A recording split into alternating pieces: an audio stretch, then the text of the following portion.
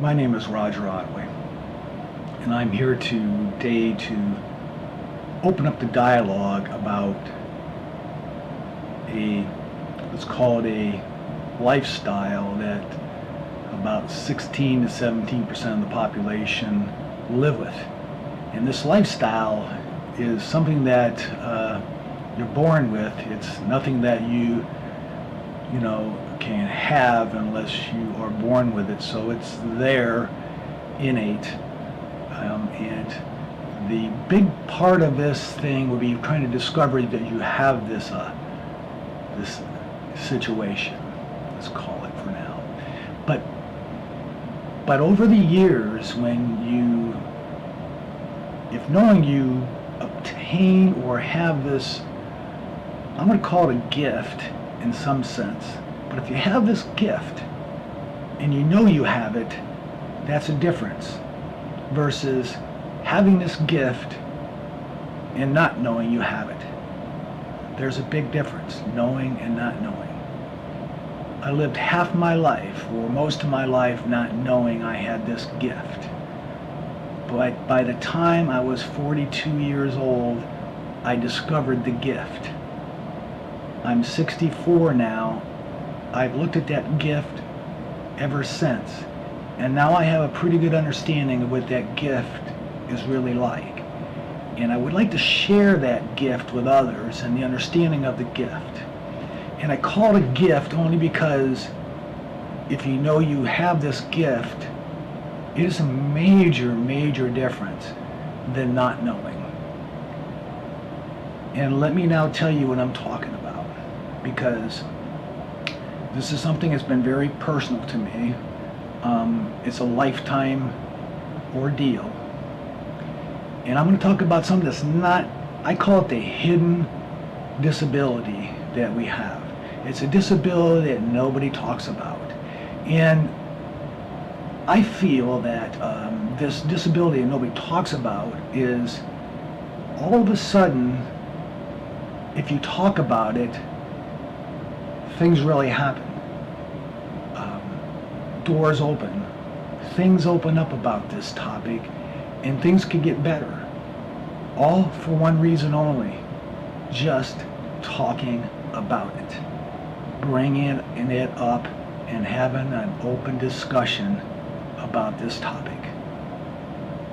And this topic is dyslexia. One of the most unknown topics in school systems today. They just avoid dealing with it to a certain extent. Here in Arizona, they have done some things that are starting to progressively move forward on this topic. But some of the things I want to talk about is that it's a very hidden and very personal venture that these kids are going through, and adults now, because I'm an adult with it. A little bit about me. I grew up back in Pennsylvania, and I have dyslexia. I didn't know it until I was 42 years old, until I finally looked at it and it all began with me just transposing numbers and looking at the transposing of numbers constantly. And so I just started looking at it. I finally bit the bullet and started reading about it. And this is in probably, I would say maybe 1997 or maybe 2000 or somewhere around 2000, I suppose now. But that's when I looked at it, and then ever since, I started opening my eyes to what it was. And some of the very first indicators I had was that it was a gift.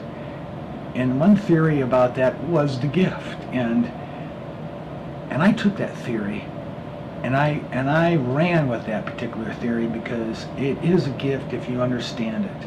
And I didn't understand it, but when I did, I was already in the middle of becoming, my professionalism was already there. I've already got in the pipeline to success.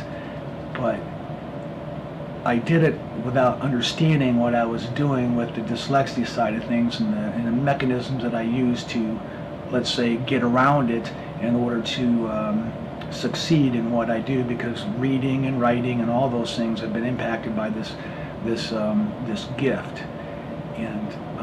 But there's a lot about that topic, and the idea is to bring awareness to this whole thing and how to live with it if you know you have it.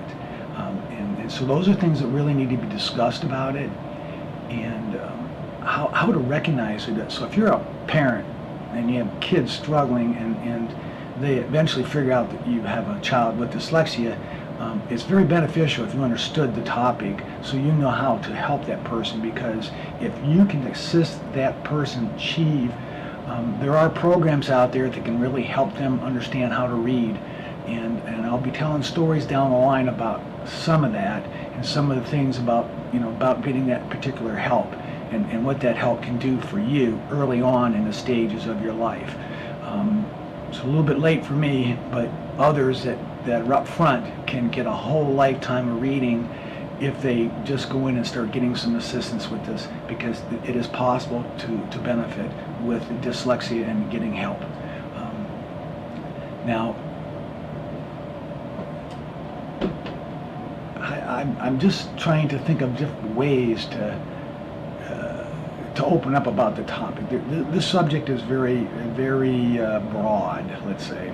There could be different levels of what it is that you have. Okay, so it's not cut and dry. There are certain levels of it. I do and understand that this is something that can be dealt with, and you can be successful. For my own personal life, dyslexia was the reason I became successful, because the tools I developed for dyslexia was what it gave me to achieve my success in the business line that I was in. Believe it or not, I did well in the moving and storage business, okay? And those, I was an expert in doing complex moves, junkyards, anything in a building. You can have a building 10 stories high, full, and each floor full, and I can come up with everything, and I can move it out completely and put a plan together on how to do all those things. But all those skills and accumulating the data that takes to ever put that complex move together is what I did well. And the reason why I did that well is because I'm good at detail. And detail is some of the things that you end up finding out about yourself if you're dyslexic. As the path I took was I needed to know everything about what I was doing, because I needed to have a framework of all things Roger was doing. So with those reference points, doing things such as building out a plan and drawing a lot of schematics, and I'm very literal. I write a lot of things down so I can see them on paper. So visual aids are very good for what we do. And like I do a lot of planning with writing it out and seeing it on paper. Okay, even if it's an outline that progresses it through. Even what I'm doing today, I did a quick outline on what I want to talk about, things like that.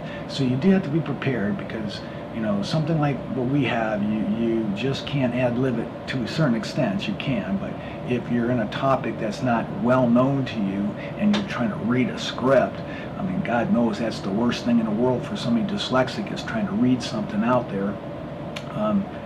And one good quick test about if you have dyslexia or not is if you gotta put the kid up there and let them read out loud, and one good indicator of whether they have dyslexia, not always, but a good indicator is they start being choppy at what they read, meaning their eyes are floating around a little bit when they're trying to grasp the words, and their eyes are flipping and they're reversing words a little bit, and that does happen. And it's what I do is when I try to read and do that, I try to be conscientious of putting my finger on the line of where I'm reading from, and then put my finger down the next line, so it would keep my mind and my eyes concentrating on that level. Sometimes that's hard to do in a just sense, but there are indicators of how to discover whether they're dyslexic or not, and it's not easy to do. I can tell you right now, even the professionals are having a difficult time trying to tell whether that kid's dyslexic or not. And let me add this to that whole complex idea of how to discover whether they're dyslexic or not, is those kids are hiding it too. They're hiding it without realizing they're hiding it. it's natural for them to go into that defensive mechanism that they're using, and they will use that mechanism because, let me tell you right now, they're going to be in the back of the room, and they're going to wish never to be called on. They do not want to be put on a spot or up, because that is one of the most embarrassing things in their world if they're caught not understanding what is being discussed, and then they look like a clown because they weren't up with the preparation of that particular topic, or they just couldn't get it off the top of their head quick enough, because it does take a little bit to think about things. We just don't do it instantly. We have to put thought into things that we do. So sometimes when that happens and you're sitting in a class and you're getting called upon, and that teacher doesn't realize you're dyslexic, and all of a sudden you're being pulled into this thing, and you're embarrassed by the teacher not realizing of your intricacies that you have. So there are lots of ways, and if the teacher knew this, that you were dyslexic, they would know not to call on you and put you in those positions to do that and embarrass you.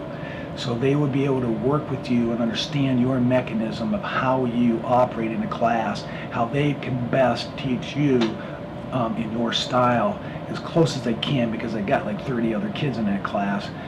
Besides, there's probably 3 more of you dyslexic people in there as well, so you're not going to be alone. In 30, there's 15 or 16% of you in there that are dyslexic, so there's, out of a class, there's probably 1 or 2 of you in there that have it, so you're not alone, and you'll never be alone because they're in there with you. So, with that being said, the idea of what I'd like to do would be to have a discussion, bring up certain topics, bring them out, let you hear what the discussions.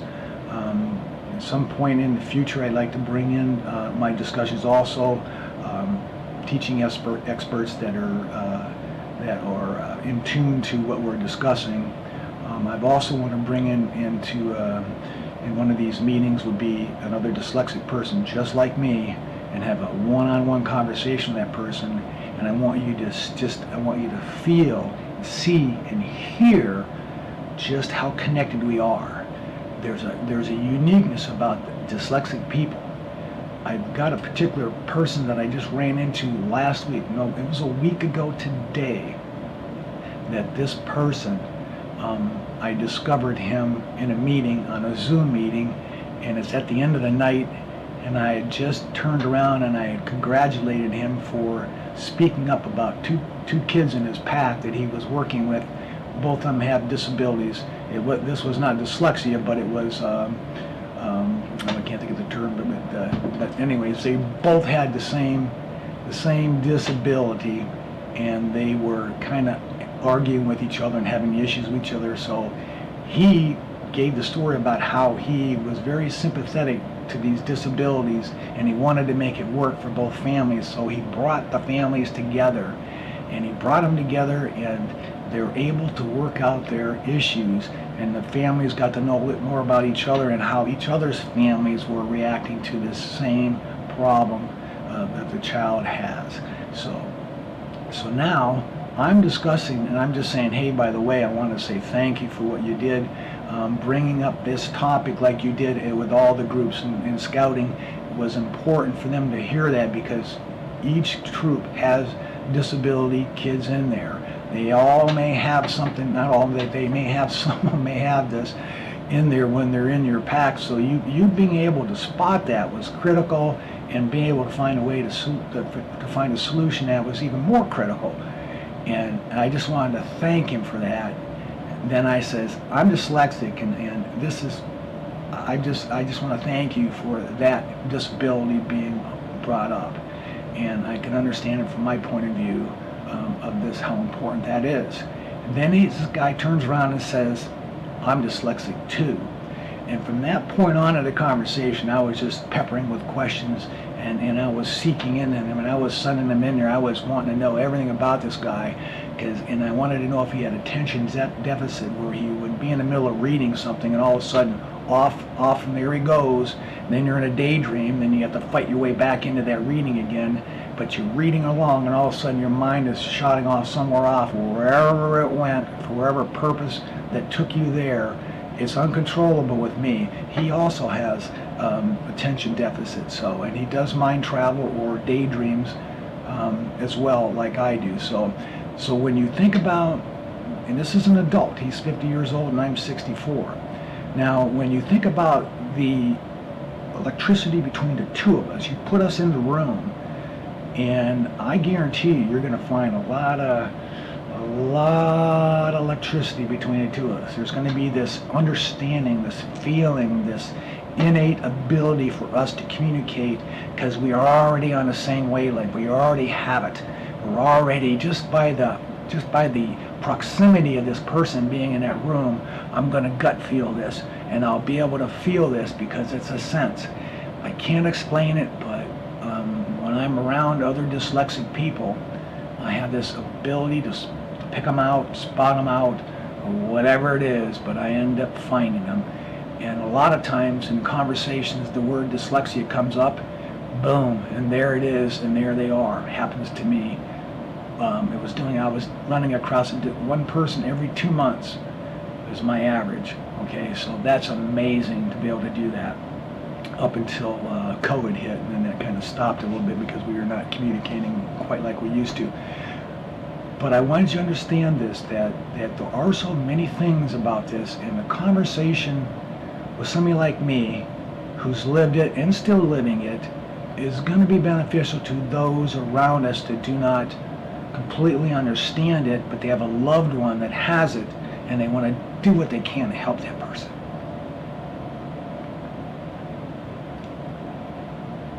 I can honestly say that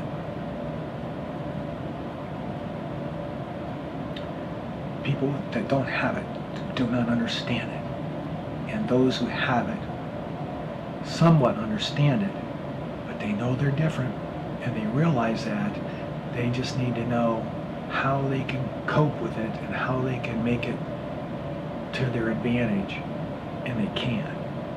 And they just need people like me to kind of tell them that they can do it that way, and that they know that there's somebody out there that has the ability to share with you some of those roads traveled and some of the difficulties that it took to get successful with dyslexia. And it can be done. And I'm going to share, this can be a second, but I'm going to share some personal things. My mechanisms and usage of this was that I use emotions, and emotions will push into my adrenaline. My adrenaline will push me into motivation to get it done. So I have been using that mechanism all my life. I am a very sympathetic person. I'm always looking for the underdog to win. I am that kind of guy. And so when you look at it that way, you just, you have to understand that we can use those skills that you do not have. Non-dyslexics do not have the skill levels we have in certain areas. We have some very good skills, and those are the things that will make shining light in your life, because I would think an employer would want to hire somebody like us, and if you have 2 dyslexic people in there, that's even better than having one working for you, because they think differently. They think out of the box. They're not the typical thinker, because they had to think differently all their life. And so all their life they looked around corners, they looked over the top, they looked underneath, and they looked straight through it, and they end up having to figure other alternative routes to get to their goal, because the typical route was never in their plans, because they just didn't have those skill levels. Their skill levels are something majorly different. And if you could harness those things and you could harvest those things, then you're going to be okay. And but my journey with you is going to be just talking about it, because conversation, to bring it out in the open and get other people discussing this, is the key to getting the help you need. School systems can be doing a lot better with this subject. And now that each school is supposed to have one person in it in Arizona that has dyslexia understanding and taught how to recognize and work with dyslexia people. One in each school. That's better than none, because before we had none, now you have one. One's difficult to work with, but at least you got a person that's in there. And so maybe from a dyslexic person, an adult dyslexic person, because I'm always thinking on the lines of with my attention deficit, which gives me this very elaborate imagination. So I have this ability to just go and look at something in my mind and see it in full color picture,